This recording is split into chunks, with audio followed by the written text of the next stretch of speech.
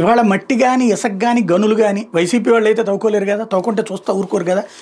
అదే తెలుగుదేశం వాళ్ళే చేస్తున్నా దాన్ని వైసీపీ అంటూ మాట్లాడుకోవచ్చును. ఇప్పుడు జ్యోతినే రాసుకొచ్చినటువంటి ఒక వార్త. సాక్షాత్తు రాష్ట్ర ముఖ్యమంత్రి పేరు చెప్పి మంత్రి పార్థసారథి సొంత నియోజకవర్గం నూజివీడులో యథేచ్ఛగా అక్రమ మట్టి తవ్వకాలకు పాల్పడుతున్న ముఠా దౌర్జన్యకాండ శుక్రవారం వెలుగు చూసింది. నెల రోజుల నుంచి నూజివీడు నియోజకవర్గం పరిధిలోని ఆగిరిపల్లి మండలం నరసింగపాలెంలో పెద్ద గ్రావెల్ కొండ నుంచి రాత్రిలో యథేచ్ఛగా గ్రావెల్ తరలింపు సాగుతుంది. శుక్రవారం నుంచి ఉదయం పూట కూడా అక్రమ క్వారీకి తెరదీశారు.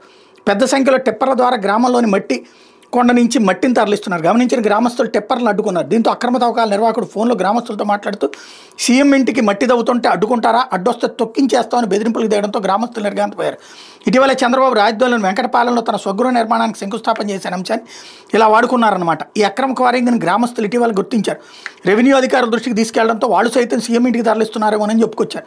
నేపథ్యంలో గ్రామస్తులు నిఘా పెట్టారు. ఈ గ్రావెల్ గన్నవరం నియోజకవర్గం పలు ప్రాంతాలకు వెళ్ళడం గమనించిన ఈ గ్రామ ఎస్సీ కాలనీకి చెందిన యువకుడు శుక్రవారం ఉదయం టిప్పర్లను అడ్డగించాడు. నిర్వాహకులు బెదిరింపులకు దిగడంతో గ్రామస్తులు అనుమతులు చూపాలని డిమాండ్ చేశారు.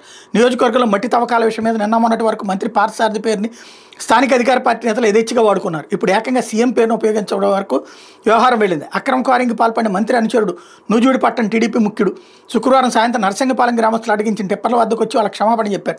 ఈ క్వారింగ్ చేయబోనని చెప్పారు. ఈ విషయంలో మంత్రి పాత్ర లేదని తెలిసిన గ్రామస్తులు మౌనం వహించారు. నూజివీడు గన్నవరం నియోజకవర్గాల పరిధిలో అన్ని క్వారీల మీద విజిలెన్స్ విచారణ జరపాలని డిమాండ్ ఎప్పటి నుంచో ఉంది. 15 ఏళ్ల క్రితం ఇచ్చిన అనుమతులను అడ్డం పెట్టుకుని చాలామంది అక్రమ క్వారీకి పాల్పడుతున్నారన్న ఆరోపణలు ఉన్నాయి. గతంలో విషయం మీద విచారణ చేసిన అధికారుల బృందం ఆగిరిపల్లి మండలంలోని ఒక క్వారీ నిర్వాహకులపై కాకుండా అక్కడ పనిచేసే వాచ్మెన్పై 3 కోట్ల వరకు అపరాధ రుసుము విధించింది. ఈ అంశాలను దృష్టిలో పెట్టుకుని ఏలూరు జిల్లా పరిధిలోకి వచ్చి నూజివీడు నియోజకవర్గంలో ఉన్న మొత్తం కార్యాలపై విజిలెన్స్ విచారణ నిర్వహిస్తే మట్టి లూటి వ్యవహారం బయటకు వస్తుందని స్థానికులు చెప్తున్నారు. ఇలా రాసుకొచ్చింది కదా, ఇదే దాంట్లో గనుల ఆదాయం పెరుగుతుందని ఇంకో పక్కన రాస్తుంది. ఇట్లాంటివి చేయడం ద్వారా వీళ్ళ ఇష్టం ఏమైనా చేయొచ్చు. నేరేటివ్ థింకింగ్ అనేటటువంటి దాంతో జరుగుతూ ఉంటుంది.